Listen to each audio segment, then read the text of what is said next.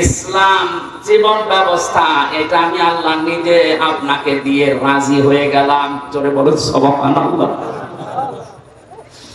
এখানে যারা আছি আমরা অধিকাংশ যেহেতু মুসলিম, সুসংবাদ গ্রহণ করেন।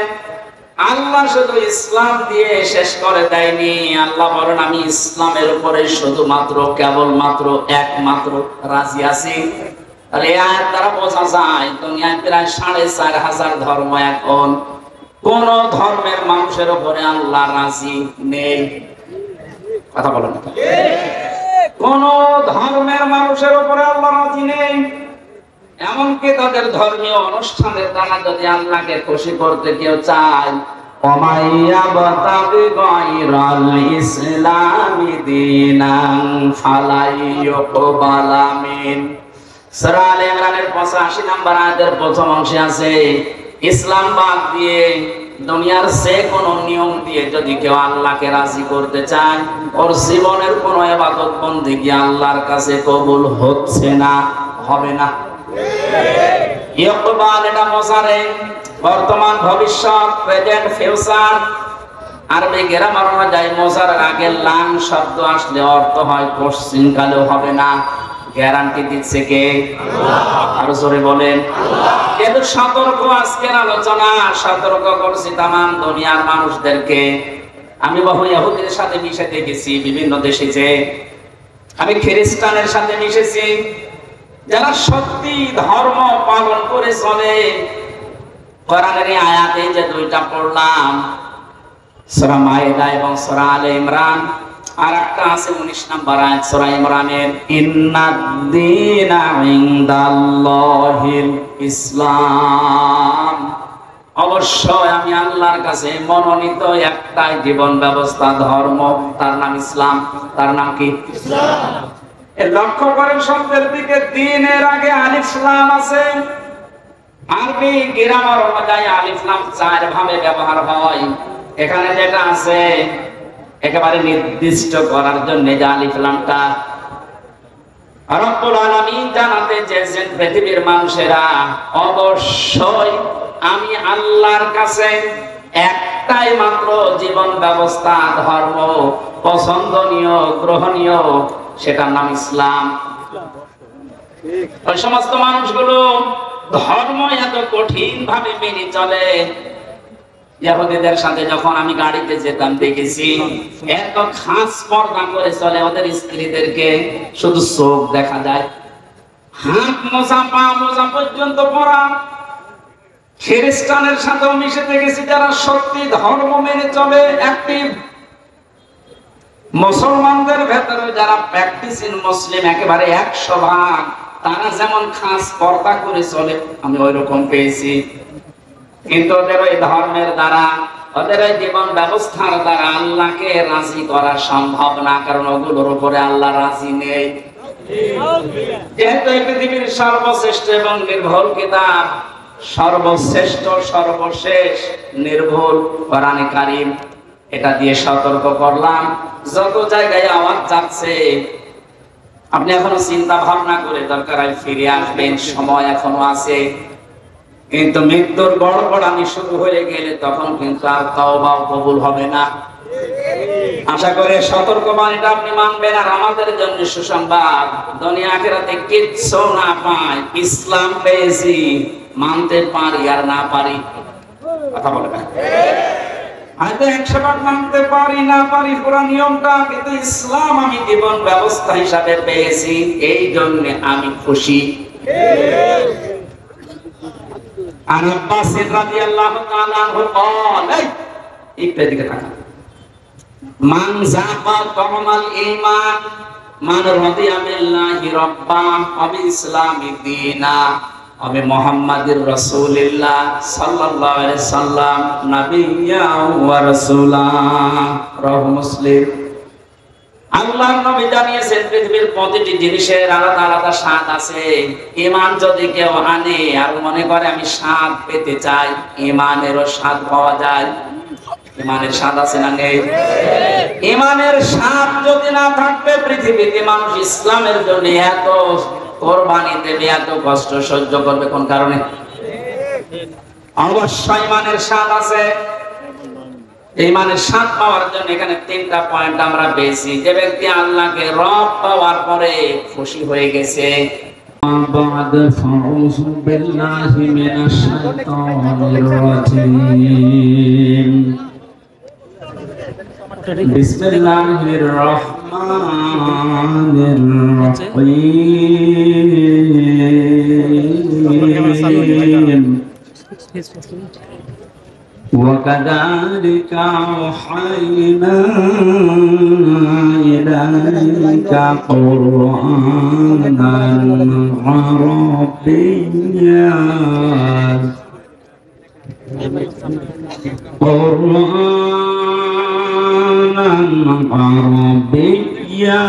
لتنذر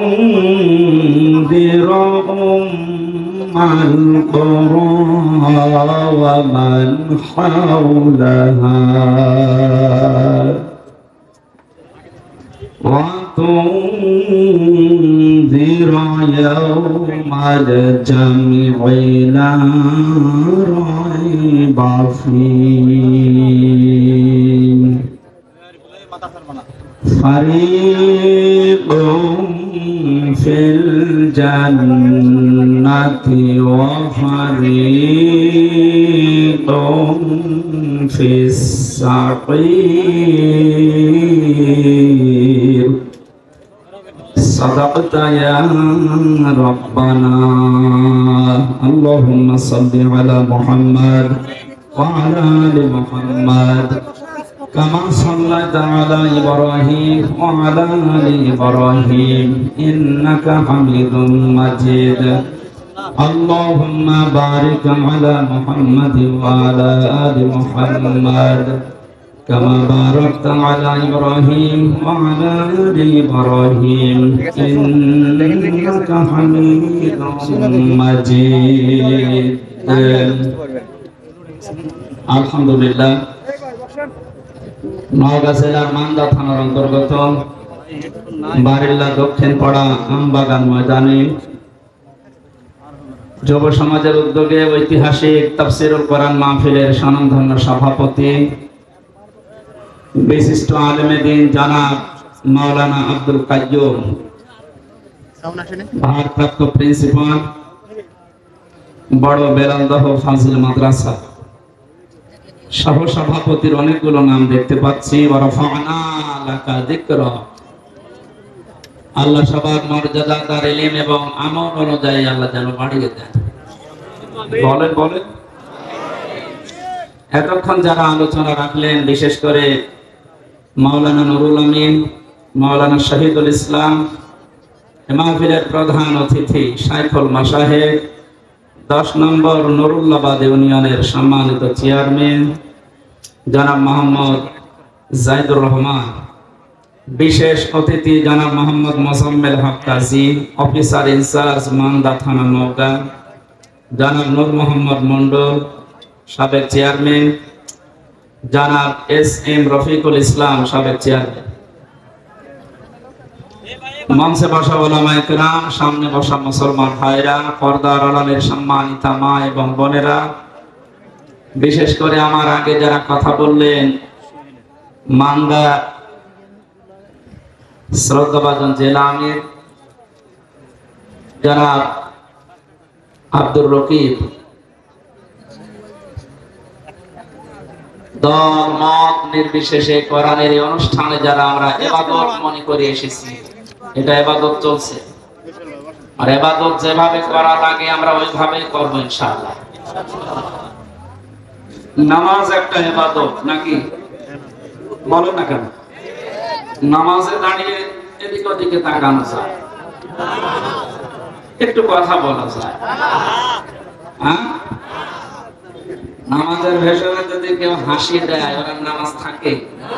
হাসি দিলেও নামাজ থাকে। এটাও যেহেতু একটা ইবাদত, সুতরাং এদিক ওদিকে তাকানো, গল্প করা, হাসি তামাশা করা সব 1-1.5 ঘন্টার জন্য বন্ধ রাখা যাবে না? এটা যেমন তেমন ইবাদত চলছে না, আফদালুল ইবাদাত। নবীজি বলেন সর্বোত্তম ইবাদত এটা, তিলাওয়াতুল কোরআন, পৃথিবীতে যত নফল ইবাদত আছে সবচাইতে উত্তম আল্লাহর কাছে এইটা, যারা কোরআনের আলোচনায় থাকে। এই ছেলে কথা বলবেন, হ্যাঁ আব্দুল কাইয়ুম ভাই ওখানে কেন, এই স্টেজে আসেন। তিরমিজি শরীফ হাদিস, নবীজি মসজিদে নববীতে প্রবেশ করে দেখলেন ডান দিকে কিছু মানুষ বসে আছে, ওরা জিকির করছে। বাম দিকে কিছু মানুষ বসে আল্লাহর কোরআন নিয়ে আলোচনা করছে। নবীজি বললেন দুইটা দল ভালো কাজে আছে, তবে সবচাইতে উত্তম কাজে আছে তারা যারা আল্লাহর কোরআন নিয়ে ব্যস্ত আছে। আল্লাহ আমাকে এই মুহূর্তে নির্দেশ দিয়েছেন আমি যেন কোরআনের শ্রোতা হয়ে এদের সাথে বসে আলোচনায় লিপ্ত হই। আপনি টের পেয়ে পাইলেন কি বললাম আমি? বিশ্ব নবী যদি এখন জীবিত থাকতে আরে মান্দার উপর দিয়ে যদি হেঁটে যেতেন, কোরআনের ইজ্জতে, হামজার ইজ্জতে না, কোরআনের ইজ্জতে নবীজি এখন এসে শ্রোতা হয়ে আমাদের সাথে আলোচনায় বসে যেতেন। এত বড় একটা দামি জায়গায় আপনি বসে গল্প করছেন, মানুষ চুপ করেন। কোরআনের এই অনুষ্ঠানে আমরা আসতে পেরে এটা নিয়ামত মনে করে আমরা শুকরিয়া আদায় করছি, আলহামদুলিল্লাহ। দরুদ আর সালাম পড়ছি আমাদের নবী মুহাম্মদ রাসূলুল্লাহ সাল্লাল্লাহু আলাইহি ওয়াসাল্লামের প্রতি। যে সমস্ত বিষয়গুলো মানুষ পেলে নারাজ হয় কিন্তু আল্লাহ খুশি হয়, তার ভেতরে অন্যতম হচ্ছে কন্যা সন্তান, বৃষ্টি, মেহমান, অসুখ বিসুখ, এগুলো পেলে মানুষ নারাজ হয় স্বাভাবিকভাবে। তো আল্লাহ সবচাইতে বেশি খুশি এই চারটা জিনিসের প্রতি। কন্যা সন্তান দিয়ে মানুষকে আল্লাহ নবীদের সাথে জান্নাতে রাখতে চায়। বিশ্ব নবী জানিয়েছে যার একটা, দুইটা, তিনটা কন্যা সন্তান হবে, ও যদি সঠিকভাবে ইলম শিক্ষা দিয়ে তারবিয়াত দিয়ে সৎ পাত্র দেখে পাত্রস্থ করতে পারে, এ পর্যন্ত দায়িত্ব শেষ। কিয়ামত পর্যন্ত ওই মা বাবা গার্জিয়ানের সাথে আল্লাহর রহমত থাকবে। আপনি টের পেলেন নবীজির কথা কত দূর গিয়েছে? শুধু দুনিয়ায় না, কিয়ামত পর্যন্ত থাকবে। সুতরাং আজ বাংলাদেশে ইসলাম পন্থীদের উত্থান দেখার পর অনেকে, বিশেষ করে জালেমরা তো বলতোই, এখন অনেক মুনাফিক এ কথা বলা আরম্ভ করছে। মেয়েদেরকে জুজুর ভয়টা দেখাচ্ছে যে ইসলাম যদি এসে পড়ে তোমাদের কিন্তু ঘরে আটকিয়ে রাখবে। এ কথা অনেকে শুনছি না আমরা। খুশির সংবাদ দেখছি, বাংলাদেশ জামাত ইসলামীর শ্রদ্ধাভাজন আমিরে জামাত অনেক ঘোষণা দিয়েছেন, ইসলাম যদি দেশে আসে, আল্লাহ যদি খেদমতের সুযোগ করে দেয়, আমরা গ্যারান্টি দিতে পারি আজ যারা জুজুর ভয় দেখিয়ে মেয়েদেরকে উল্টা পুল্টা বোঝান, এই মেয়েরা তখন সবচাইতে বেশি খুশি হবে। এবং কিয়ামত পর্যন্ত যত মহিলা এই বাংলাদেশে আসবে তারা মনে করবে আমরা মায়ের কোলের উপরে আছি। সেরকম গ্যারান্টি ইসলাম দিতে পারে না পারে না? ছিল ইসলাম, এখনো ইসলামী আছে, কিয়ামত পর্যন্ত ও ইসলামী থাকবে। যেন আমরা যেন আমার ইসলামের ভেতরে উলটপালট কিছু না ঢোকায়। কারণ বাংলাদেশ, ভারত, পাকিস্তান এই সমস্ত দেশে আসল ইসলামের চাইতে বানানো ইসলাম বেশি চলে। কথা বলেন না কেন? ওই সমস্ত ইসলাম বাদ দিয়ে আমরা যেটা আসল ইসলাম, ইন্না দীনা ইনদাল্লাহিল ইসলাম, আল্লাহর কাছে যেটা মনোনীত, ওইটা আমরা কায়েম করে প্রতিষ্ঠার মাধ্যমে যে বিজয় পেয়েছি এটা সর্বোচ্চ চূড়ায় পৌঁছিয়ে দিতে চাই। আল্লাহর সাহায্য এসেছে কিন্তু এখনো পর্যন্ত কাঙ্ক্ষিত বিজয় আমরা পাইনি। কথা বুঝতেছে? কাঙ্ক্ষিত বিজয় তখন হবে যখন আল্লাহর বিধান দিয়ে এই জমিনটা চলবে। এখনো পর্যন্ত একটা বিধান কায়েম হয়নি, আস্তে আস্তে হবে। আশা করছি ইসলামের হাতে আসবে দেশ। যে জালেমগুলো বিদায় নেওয়ার কারণে আফসোস করে, তার তো আফসোস করার কথা না।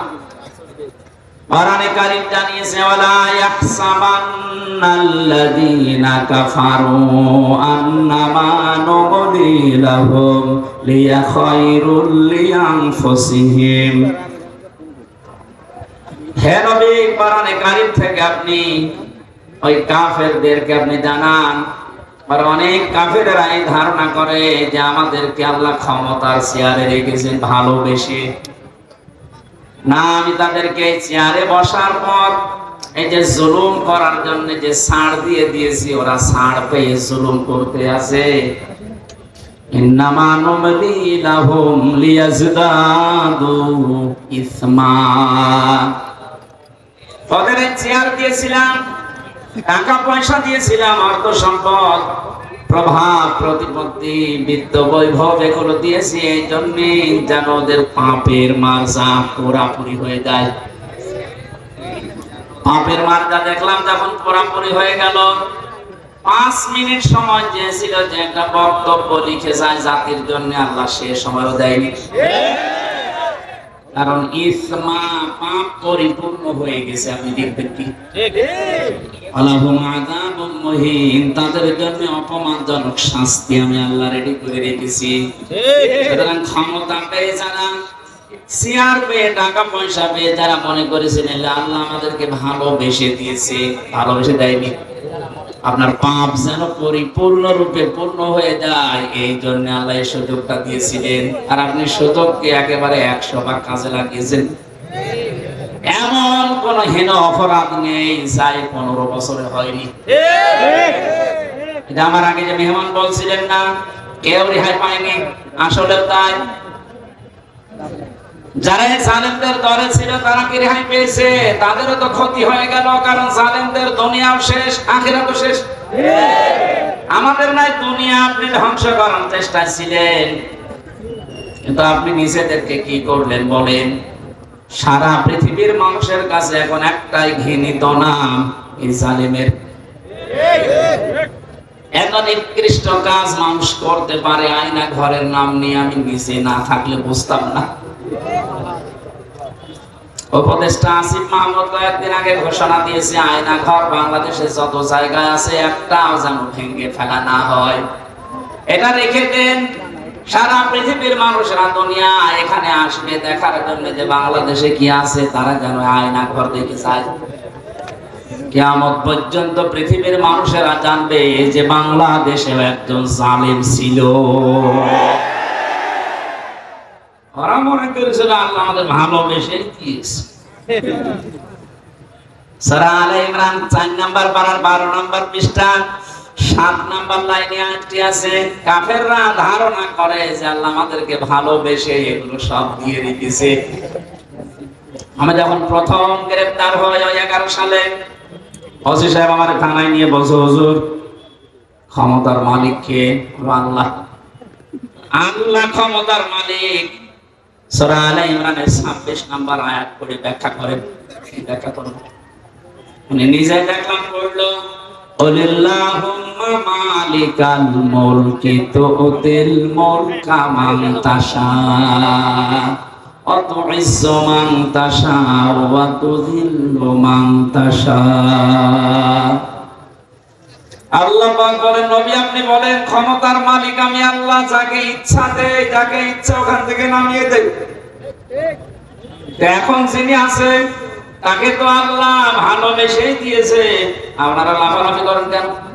কথা তো ঠিকই, আল্লাহ তো দিয়েছে তারে, কারণ উনি যারা ইচ্ছা তারে দেয়, যারা ইচ্ছা নামিয়ে দেয়। আমার ভাইরা,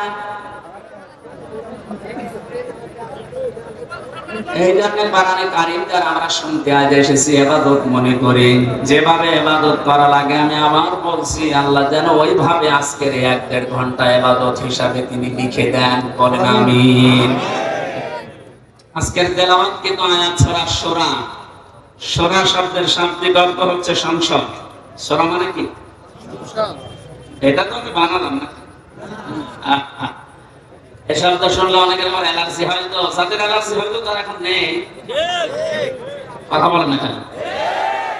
আমার তো মনে হয় কোরআনে কারীমের কথাগুলো বাংলার বিভিন্ন প্রান্তে বলতে গিয়ে যারা আলেমদের এই মাইক কেড়ে নিয়েছে ওদের নামের তালিকা করে এখন মোড়ে মোড়ে টাঙিয়ে দেওয়া হবে।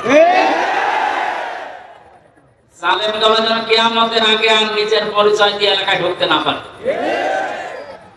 এখনো যদি কেউ বুঝে না বোঝার ভান করে কোন মুনাফিক আবার যদি এই কাজ শুরু করে, আপনাকে আল্লাহ অপমান আরো বেশি করবে। কারণ আমির হামজা কথা বলছে ওর বাবার কথা সব নাকি বলেন। এজন্য আমরা সতর্ককারী হিসাবে এসেছি। আল্লাহ আমাদেরকে নবীদের ওয়ারিস বানিয়েছেন। বিশ্ব নবী সহ যত নবী দুনিয়ায় ছিল সব নবী ছিল সতর্ককারী। আজকের আলোচনার বিষয় হচ্ছে সতর্ক। কি বললাম? আমাদের সতর্ক হওয়া লাগবে। আর এই জন্য এলাকার মানুষ মিলে এই আয়োজন দিয়েছে যেন আমরা সতর্ক হতে পারি। সূরা মানে সংসদ 53টা আয়াত দিয়েছেন আল্লাহ, 5টা রূপ আছে। একটা মাত্র আয়াত পড়েছি, 5টা ভাগ করেছেন আল্লাহ এই আয়াতের ভেতরে। আমরা এই 5টা বিষয়ে তাফসীর যেহেতু লিখে দিয়েছেন ওইভাবে আমরা কথা বলার চেষ্টা চালাবো ইনশাআল্লাহ। এই সমস্যা কি?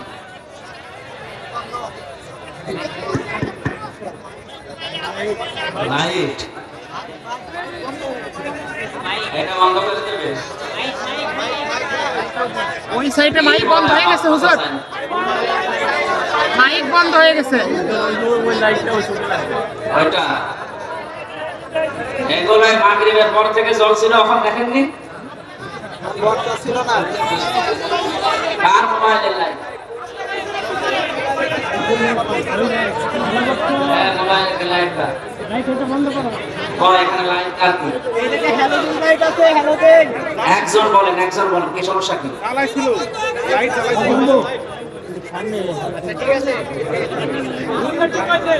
সামনে হাসান লাইট ধরে আছে, এই কারণে তো এতক্ষণ ছিল না তোলা।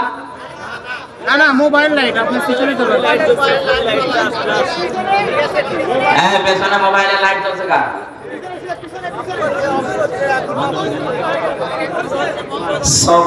সুবহানাল্লাহ আলহামদুলিল্লাহ লা ইলাহা ইল্লাল্লাহ সুবহানাল্লাহ।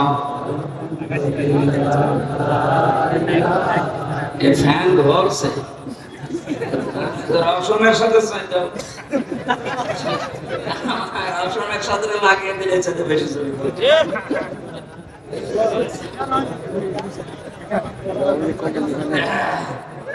সুবহানাল্লাহ আলহামদুলিল্লাহ লা ইলাহা ইল্লাল্লাহ সুবহানাল্লাহ আলহামদুলিল্লাহ লা ইলাহা ইল্লাল্লাহ লা ইলাহা ইল্লাল্লাহ মুহাম্মাদুর রাসূলুল্লাহ। নওগাঁবাসী অ্যাক্টিভ হয়ে শুনবেন। কোরআনে কারীম আল্লাহ এমন ভাবে সাজিয়েছেন, এটা হেদায়েত দেওয়ার একচ্ছত্র মালিক আল্লাহর হাতে দিয়ে দিয়েছেন।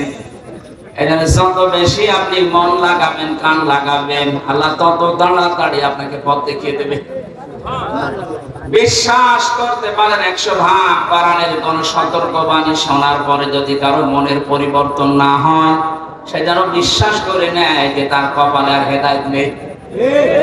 কথা বুঝতেছেন? আল্লাহ পাক বলেন ওয়া কাযালিকা আওহাইনা ইলাইকা কুরআনান আরাবিয়্যান লিতুনদিরা উম্মাল কুরা ওয়া মান হাওলাহা। এসে সোয়াডাঙ্গার এমপি ছিল মাওলানা হাবিবুর রহমান, মাঝে মাঝে বলতেছে আমি ওয়াজ করে করবো কি, এত ওয়াজ করে এক বেদের মেয়ে জোসনা এসে আমার বান্দাল সব ভাঙিয়ে ফেলে। আমি একটু আটসাট করে বসিয়ে নেব, ও এক কথা বলি আমার লাইন কেটে দিচ্ছে। এটা চোখ থাকাতে আছে না ঘন্টা খানি।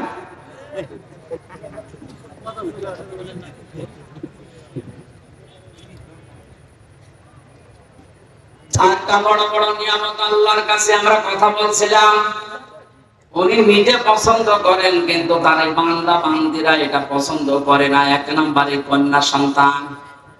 সুতরাং মেয়েদেরকে যে জোর ভয় দেখানো হচ্ছে, বিশ্বনবী ওই ভয়টা 1000 বছর আগে কাটিয়ে গিয়েছেন। কথা বলেন না কেন?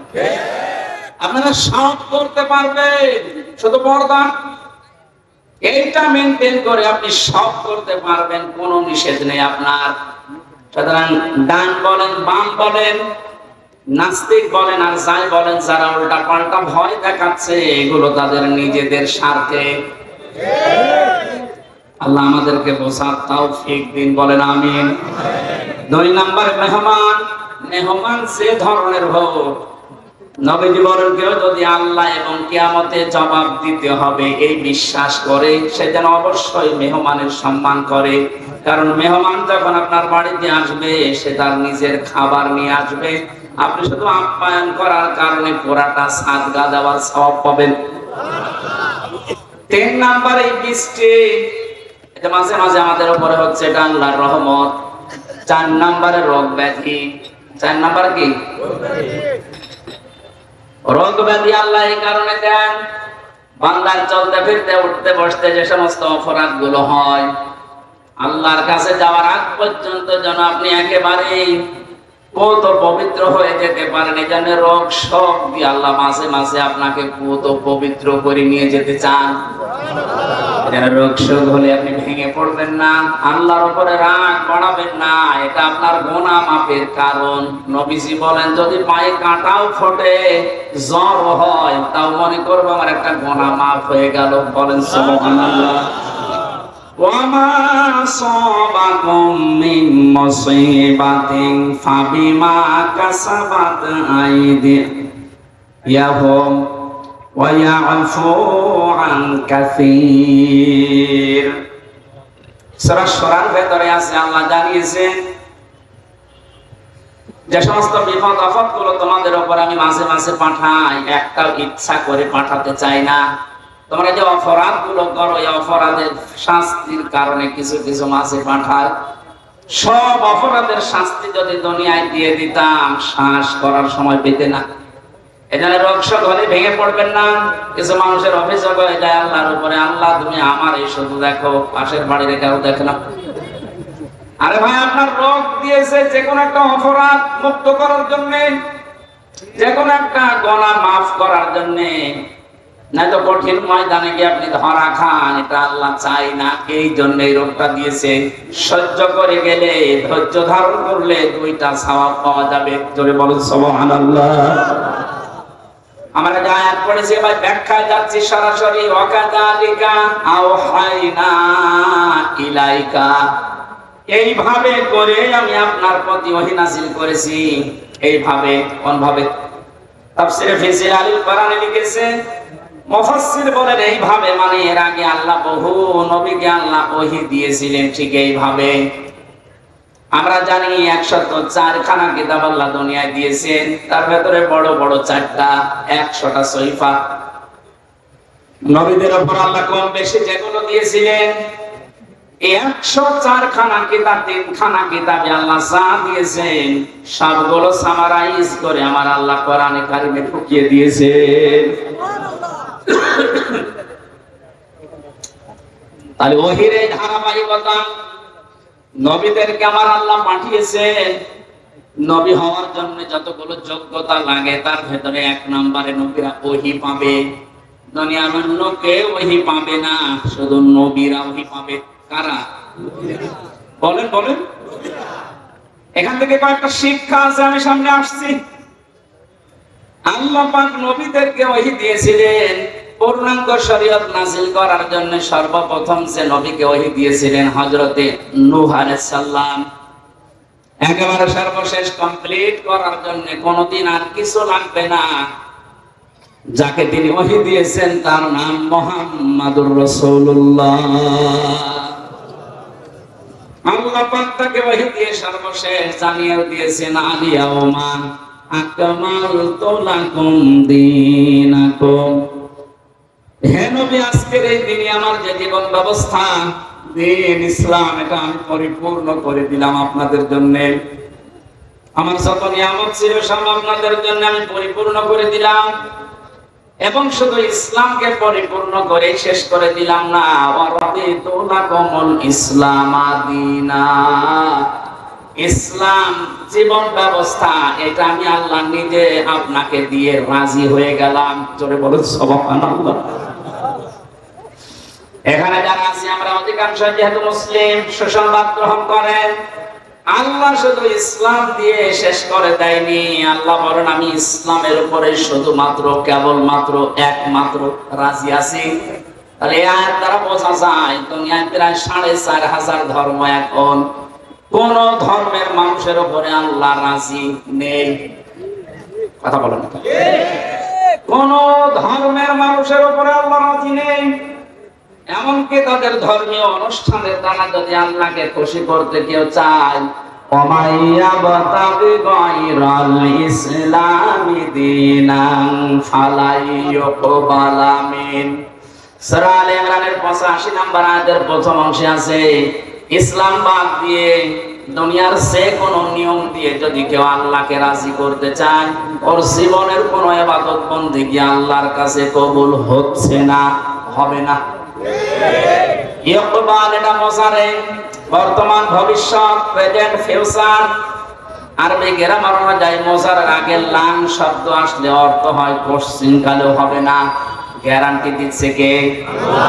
আরো জোরে বলেন আল্লাহ। কিন্তু সতর্ক, আজকের আলোচনা সতর্ক করছি তামাম দুনিয়ার মানুষদেরকে। আমি বহু ইহুদির সাথে মিশে দেখেছি বিভিন্ন দেশে, যে আমি খ্রিস্টানের সাথে মিশেছি, যারা সত্যি ধর্ম পালন করে চলে। কোরআনের আয়াতে যে দুইটা পড়লাম, সূরা মায়েদা এবং সূরা আলে ইমরান, আর একটা আছে 19 নম্বর আয়াত সূরা ইমরানের, ইন্নাদ-দীনা ইনদাল্লাহিল ইসলাম। অবশ্যই আমি আল্লাহর কাছে মনোনীত একটাই জীবন ব্যবস্থা, ধর্ম, তার নাম ইসলাম। তার নাম কি? ইসলাম। লক্ষ্য করেন শব্দের দিকে, দ্বীনের আগে আলিফ লাম আছে। আরবি গ্রামার অনুযায়ী আলিফ লাম 4 ভাবে ব্যবহার হয়। এখানে যেটা আছে একেবারে নির্দিষ্ট করার জন্য যে আলিফ লামটা, রব্বুল আলামিন জানাতে চেয়েছেন পৃথিবীর মানুষেরা অবশ্যই আমি আল্লাহর কাছে একটাই মাত্র জীবন ব্যবস্থা, ধর্ম পছন্দনীয়, গ্রহণীয়, সেটার নাম ইসলাম। ওই সমস্ত মানুষগুলো ধর্ম এত কঠিন ভাবে মেনে চলে। ইহুদিদের সাথে যখন আমি গাড়িতে যেতাম দেখেছি এত খাস পর্দা করে চলে, ওদের স্ত্রীদেরকে শুধু চোখ দেখা যায়, হাত মোজা, পা মোজা পর্যন্ত পরা। খ্রিস্টানের সাথেও মিশে দেখেছি যারা সত্যি ধর্ম মেনে চলে, অ্যাক্টিভ। মুসলমানদের ভেতরে যারা প্র্যাকটিসিং মুসলিম একেবারে 100%, তারা যেমন খাস পর্দা করে চলে, আমি ওই রকম পেয়েছি। কিন্তু ওদের ওই ধর্মের দ্বারা, ওদের ওই জীবন ব্যবস্থার দ্বারা আল্লাহকে রাজি করা সম্ভব না, কারণ ওগুলোর উপরে আল্লাহ রাজি নেই। যেহেতু এই পৃথিবীর সর্বশ্রেষ্ঠ এবং নির্ভুল কিতাব, সর্বশ্রেষ্ঠ, সর্বশেষ, নির্ভুল কোরআনে কারীম, এটা দিয়ে সতর্ক করলাম। যত জায়গায় আওয়াজ যাচ্ছে, আপনি এখনো চিন্তা ভাবনা করে দরকার হয় ফিরে আসবেন, সময় এখনো আছে। কিন্তু মৃত্যুর গড়গড়ানি শুরু হয়ে গেলে তখন কিন্তু আর তওবা কবুল হবে না। আশা করে সতর্কবাণীটা আপনি মানবেন। আর আমাদের জন্য সুসংবাদ, দুনিয়া আখিরাতে কিচ্ছু না পাই, ইসলাম পেয়েছি, মানতে পারি আর না পারি। কথা বলে না, হয়তো 100 মানতে পারি না পারি পুরো নিয়মটা, কিন্তু ইসলাম আমি জীবন ব্যবস্থা হিসাবে পেয়েছি, এই জন্য আমি খুশি। আর আব্বাস রাদিয়াল্লাহু তাআলা আনহু বলেন, একটু দিকে তাকান, মান যাবা কামাল ঈমান মান রাদিয়া বিল্লাহি রাব্বা ওয়া বিল ইসলামি দীনা ওয়া বি মুহাম্মাদির রাসূলিল্লাহ সাল্লাল্লাহু আলাইহি সাল্লাম নাবিয়্যা ওয়া রাসূলা। রাহু মুসলিম। আল্লাহর নবী জানিয়েছেন পৃথিবীর প্রতিটি জিনিসের আলাদা আলাদা স্বাদ আছে। ঈমান যদি কেউ আনে আর মনে করে আমি স্বাদ পেতে চাই, ঈমানেরও স্বাদ পাওয়া যায়। ঈমানের স্বাদ আছে না নেই? ঈমানের স্বাদ যদি না থাকবে, পৃথিবীতে মানুষ ইসলামের জন্য এত কোরবানি দেবে, এত কষ্ট সহ্য করবে কোন কারণে? অবশ্যই ঈমানের স্বাদ আছে। ঈমানের স্বাদ পাওয়ার জন্য এখানে 3টা পয়েন্ট আমরা পেয়েছি। যে ব্যক্তি আল্লাহকে রব পাওয়ার পরে খুশি হয়ে গেছে,